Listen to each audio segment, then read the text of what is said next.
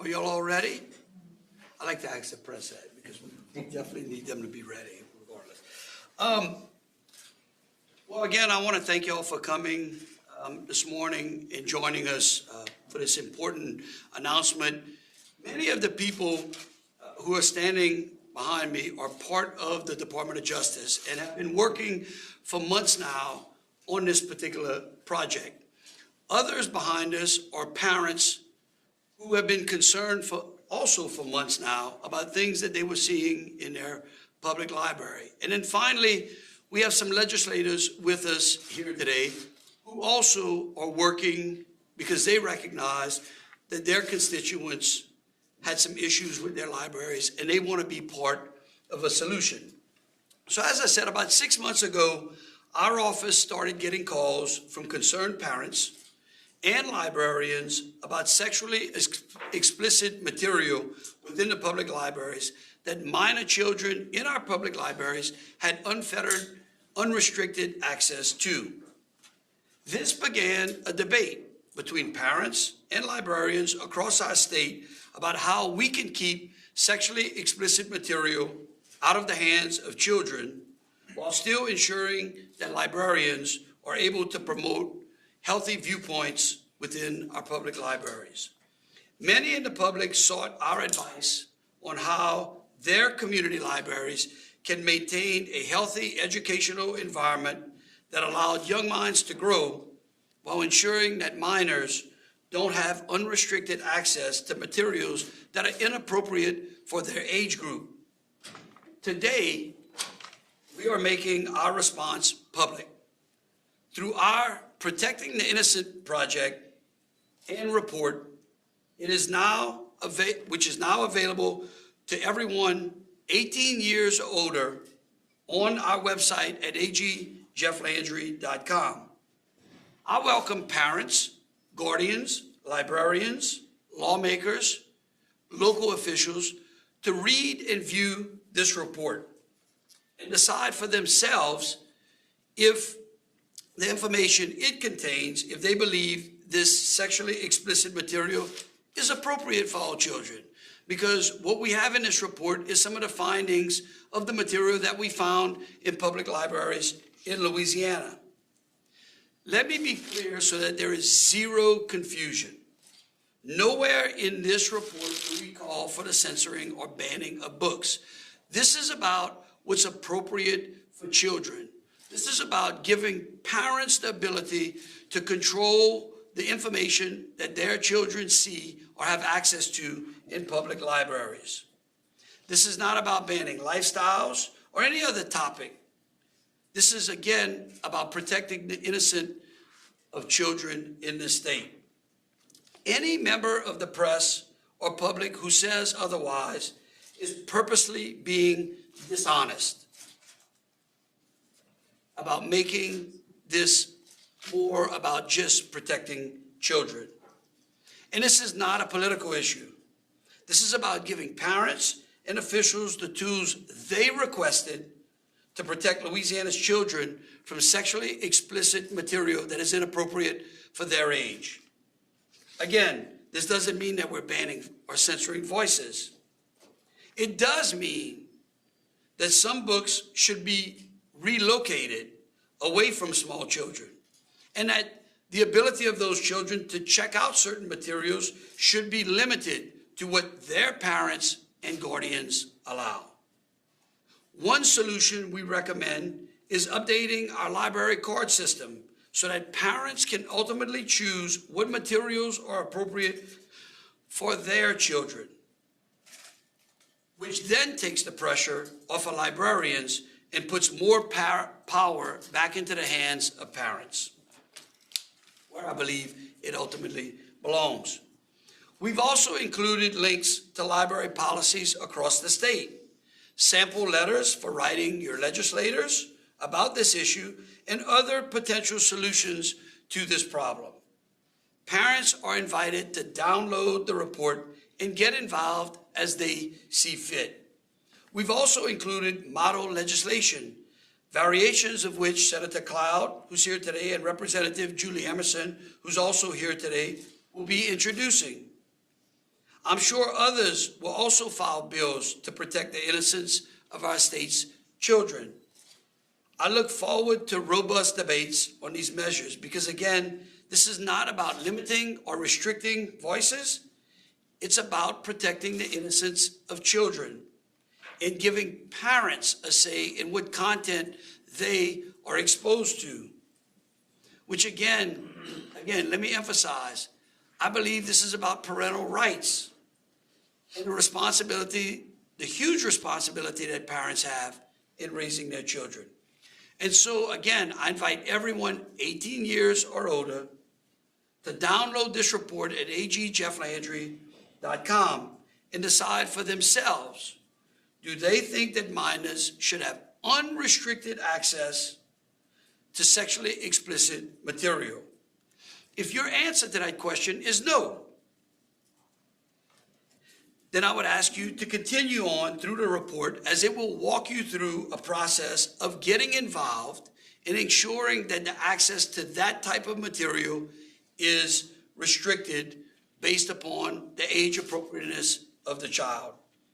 Because parents, like the ones up here, and myself, know that absolutely the most important voice in a child's education are parents.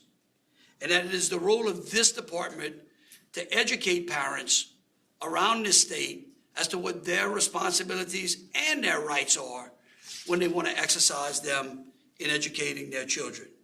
That's what we've done in this report. I couldn't tell you how much I appreciate the members of the Department of Justice, some of whom are up here today and others who are still working at their desk, for the countless hours and the months they have put compiling this report, the research that they've done, ensuring that we protect the rights of all Louisianians. We continue to look forward to working with parents and librarians and lawmakers to ensure the innocence of Louisiana's children is protected moving forward. Thank you for your time this morning, and I certainly open the floor to any questions that you may have. Yes, ma'am. Mr. Landry, across the state, this debate has been going on, and a lot of it has centered on LGBTQ books. Some are age appropriate. Would you say that this legislation would not impact having LGBTQ books in the kids and teens section? Look, again, I think there's been a tremendous amount of confusion in what people are making this issue about. I think that if you go through the report and you see the books that we have pulled, the examples that we have, which again are downloadable for anyone over the age of 18, because I don't believe they're appropriate for those under. Some parents may. That you will find that that is not what this is about. I think that when you talk to parents, irrespective of their lifestyles, they certainly expect that there is some innocence to being a child, and that we just do not want children to be able to walk into a library and be able to stumble across things that are not age appropriate for them. So would you say that books about LGBTQ themes are not appropriate for people under 18? I would say that this is certainly a debate. If you go through the report, again, that's not the issue we're here to discuss today. This is about what books are appropriate. And I believe that once you go through the report, it walks you through that. And again, this report is for everyone in Louisiana to understand what their rights are in the governance of their libraries based upon a community standard. Yes, sir. So obviously this is a issue that families across the state have some strong opinions about, but what would you say to the folks who don't see this as a big deal or disagree with, your position on this? Well, if they don't see it's a big deal, then there's no sense in them downloading the report. This is for the number of parents who have reached out to us looking for answers on how they can get involved in their government. Libraries are a public entity under which they have a right to have their voices heard as well. That's what I would say. Yes, ma'am. Mr. Landry, these items that you were detailing in the report, were these pulled from the complaints that were made to your Protecting Minors tip line?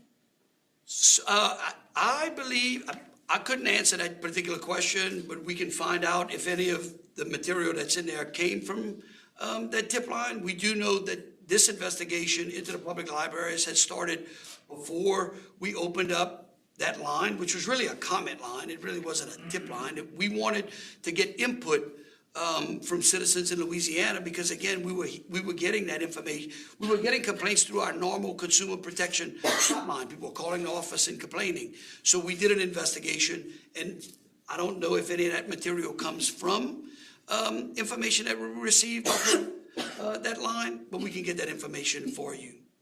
Will? Yeah, without seeing the report, can you tell me generally what's in the model legislation and with Heather and Julie and all, are they going to sponsor bills to do, what is it that you're trying to do with the legislation? How about I let the legislators answer that? Heather? Good morning. I'm Senator Heather Cloud. Thank you for asking that question. Let me just begin by saying this. Quite frankly, library policies across our state and our nation are pretty antiquated. Even Netflix knows that we need an age-appropriate rating system, and parents are able to set those guides for their children's viewing of material at home. Our libraries do not have that. It's a one-size-fits-all card. Basically, if my 10-year-old nephew has a library card and he visits our local library, he has full scope of all the books, full access to all the books in the library. The legislation that I filed this morning, and Representative Emerson will be filing something similar on the House side, basically does this. It requires that each public library implement a policy that allows a parent to limit the access of a minor, just like Netflix and just like the video games that our kids play. It requires that a library consider community standards of the population. And to the question that was asked about the LGBT community, this does not address. It addresses solely sexual access to sexually explicit material. So you know, and I know, that we don't want that 10-year-old walking into a library with that full access card and be able to check out something like a Penthouse magazine. We want that child to have a card that gives him access to content that is age appropriate for him in the children's section. So this requires the library to create a card system to restrict the ability of a minor to check out sexually explicit material that is physically present in the library and online. So what's neat about it is a parent has discretion over how much access that their child has. Maybe there's a parent that has a 14-year-old, and that parent feels that that child is completely able and mature enough to have full access to the library. That parent would be able to grant a full access card to the child. But again, it would be the parent's choice and considering what's appropriate for that family and that community. This legislation that I filed this morning also protects librarians and staff from liability. That was a part that I felt was really important. I'm a lover of literature, of books. My father actually established many of the libraries across Evangeline Parish, and up until his passing, he served on our library control board. So we don't want to limit their access to materials. We want them to be checking out and viewing materials that are age appropriate. There are consequences for libraries that fail to implement policies, but quite frankly, every other medium, whether it's Netflix, whether it's video games, whether you go to your local movie theater, there are all age restrictions and criteria, but this does not exist within our library system. And so for the protection of the librarians, to bring our codes and standards and policies into a modern level with our libraries, we're just asking and actually mandating that they adopt modern policies that protects our children from sexually explicit material.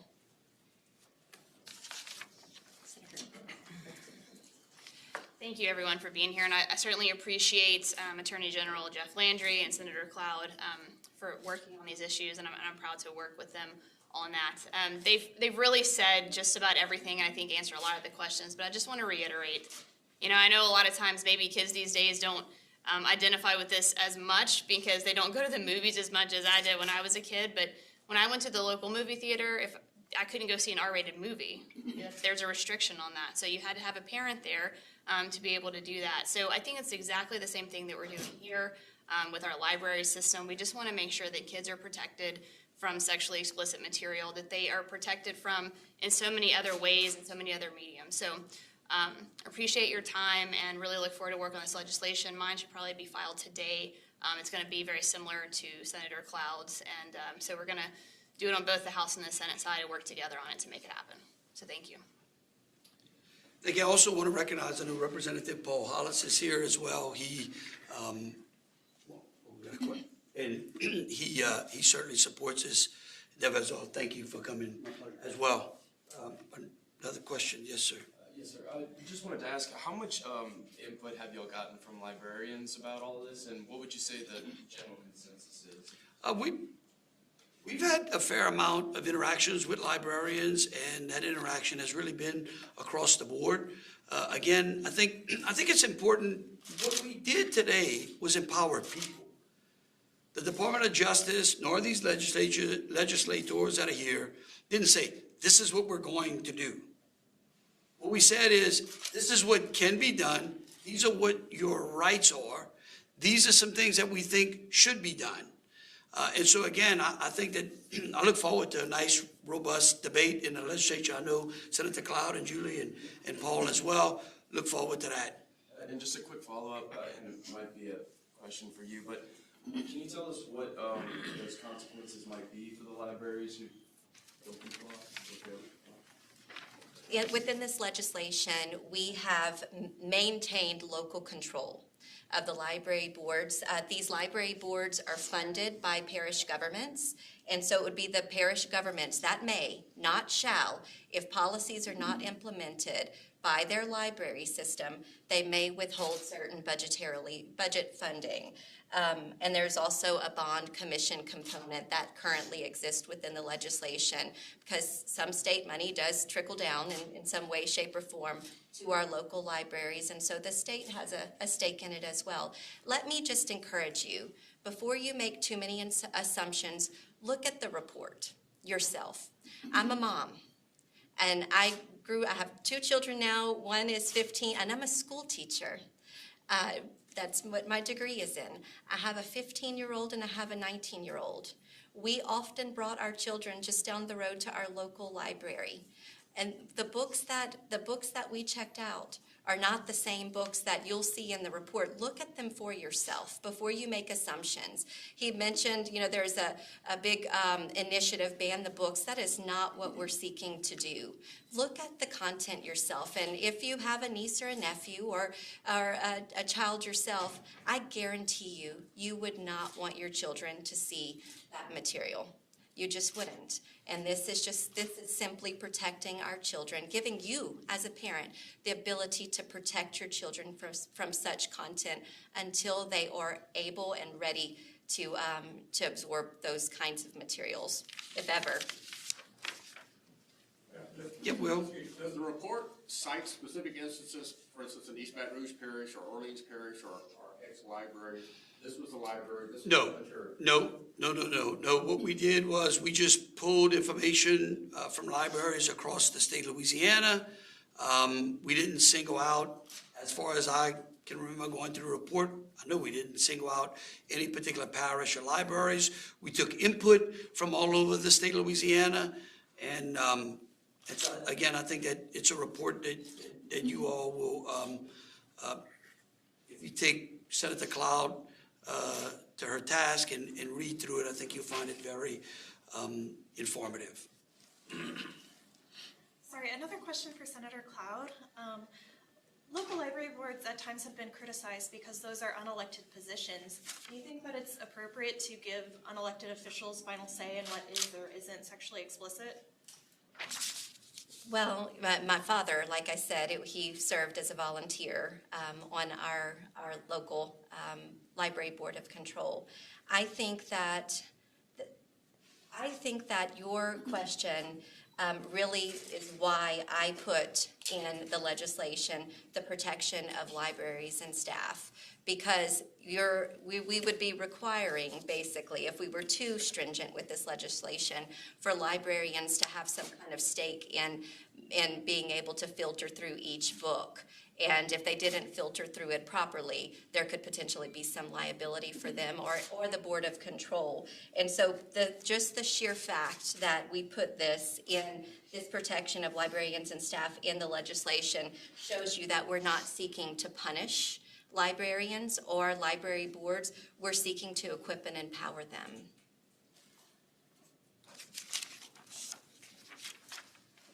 All right, any other questions? And we'll pass the report out to y'all. We really, again, I want to thank the parents who came today. It's been a long journey in trying to put this information out. I think we've got a great document that, again, empowers parents to get involved in their local communities. So thank you again.